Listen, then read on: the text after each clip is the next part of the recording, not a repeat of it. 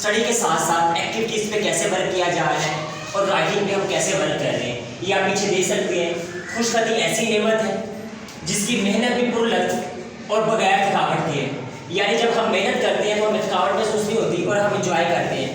کوئی بھی دنیا کا نالج ہے، جب ہم اس کو اسٹارٹ کرتے ہیں تو بورنگ فیل کرتے ہیں اور بعد میں ہم انجوائے کرنا شروع کر دیتے ہیں۔ اگر کوئی بھی چیز ہمیں اس میں خوبصورتی چاہیے تو 100% اچھی طرح سیکھیں گے تو پھر خوبصورتی آئے گی۔ دیکھیں ڈفرینٹ فارمس میں اللہ محمد کیسے لکھا گیا ہے، یہ چارٹس ایسے ریڈی کیے گئے ہیں۔ الف بے کی فارمیشن دیکھیں، ہم کوئی بھی فارمیشن کمپیوٹر سے نکالتے ہیں، اسکول میں کر لیتے ہیں، پر ہمیں ایک اسپیشلی ٹیچر جو کیلیگرافی کا ٹیچر ہے اسے جانا چاہیے، اسے پوچھنا چاہیے اصل فارمیشن کیا ہے اور وہ بچوں کو کروائیں۔ اگر ہم 1 لکھ دیتے ہیں تو پوری لائف بچے نے ویسے ہی 1 لکھنا ہے، اگر خراب کروا دیں گے تو پوری لائف کے لیے وہ خراب لکھتا رہے گا۔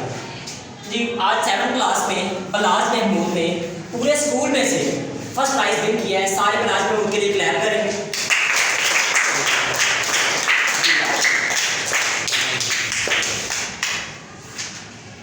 جی بلاج محمود آپ کیسے پریکٹس کیا کرتے تھے، کیسے محنت کرتے تھے؟ جی بیٹا آپ کچھ اس پہ اپنی اسپیچ کریں۔ السلام علیکم everybody.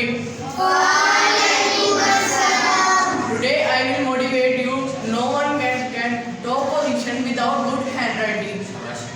قابل انسان ایک بار اچھی طرح کر کے گزر جاتا ہے اور ناکام انسان بار بار کرتا رہتا ہے۔ ہر طالب علم کے مائنڈ میں یہ سوال ہونا چاہیے کہ میں کلاس میں نے سیکھ لیا، میں نے اب تک کیوں نہیں کیا؟ مجھے سر بلا کلاس کا سب سے اچھا اسٹوڈنٹ بننا ہے۔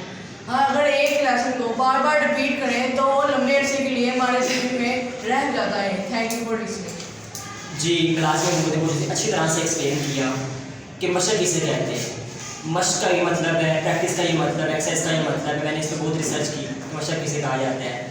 مشق کسے کہتے ہیں کہ تب تک کرتے رہتے ٹیچر کے لفظ اور آپ کے لفظ میں فرق نہ رہ جائے، اور ٹائم نوٹ کیا کریں، پیجز نہ نوٹ کیا کریں کہ میں نے 1 پیج لکھ لیے 2 پیج لکھ لیے۔ جب تک پروڈکٹ نہیں ہوتا 100% ٹیچر جیسا نہیں ہوتا، لفظوں کا سائز سے نہیں ہو جاتا، تب تک ہم لکھتے رہ جائیں، ٹھیک ہے۔ میرے وہ اسٹوڈنٹس نے بھی موٹیویشن اسپیچ تیار کی ہیں۔ جی بیٹا اسٹارٹ کریں۔ اگر آپ اپنے ملک اور مذہب کے ساتھ مخلص نہیں تو آپ چپ ہیں۔ آج کا کیا ہوا کام کل آسانی دے گا۔ شاباش شاباش۔ آپ قابل ہو جاؤ ورنہ دنیا آپ کو پیچھے چھوڑ دے گی۔ شاباش۔ سر تو تھوڑی کر سکے پکی والی۔ ایکسلنٹ۔ گاڑی کرنے سے پہلے اونچی بات پر پڑے پھر دیکھنا فرق آگے پڑا۔ جی بیٹا۔ جو چیز آپ سیکھیں ان پر عمل کریں۔ ان کا بات جب تک کو چھوڑ دیں گے ہمارے دل کو اچھا بولے والے کے لیے جس نے کا نام کر جاتے ہیں کسی بھی حالات میں ایکسرسائز کو کر کرتے تو کام کرنے لگ جاتا ہے۔ جی ہم اپنے بچوں کو جب ہم کارٹونس کی طرف لگا رہے ہیں، گیمس کی طرف لگا رہے ہیں، سوشل میڈیا کی طرف لگا رہے ہیں، پر بچوں کو قلم کی طرف لگائیں۔ اب کوئی بھی ٹیچر کلاس میں آتی ہے تو وائٹ بورڈ پہ وہ چیزیں رائٹ کرتی ہے۔